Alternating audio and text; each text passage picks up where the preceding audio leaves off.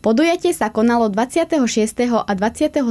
marca a o svoje skúsenosti sa na ňom podelili odborníci zo Slovenska, Čiech, Bulharska, Talianska, Rumunska a Poľska.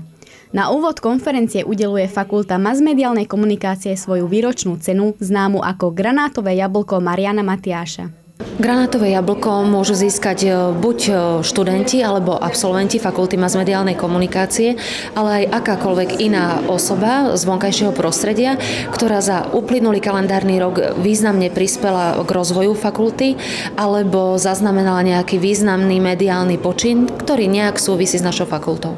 Z radu študentov získal ocenenie Jakub Tačín, ktorý je vďaka svojim iniciatívam v rámci neziskových organizácií známy aj mimo Trnavy. Za mimoriadnu mediálnu činnosť získala tento rok cenu absolventka fakulty a redaktorka televízie TA3 Natália Fonot-Babincová.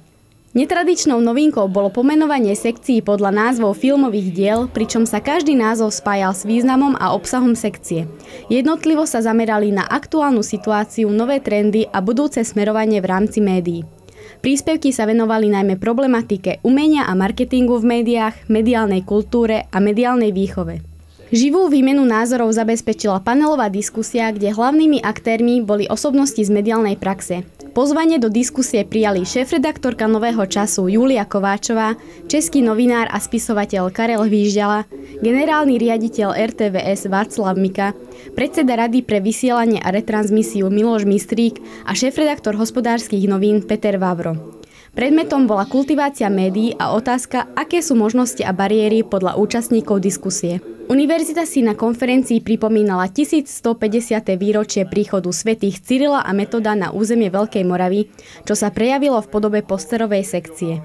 Keďže sme Univerzita svätých Cyrila a Metoda, rozhodli sme sa ako jedna jej súčasť, teda fakulta, prispieť práve k pripomenutiu si pamiatky príchodu týchto vierozvescov na naše územie.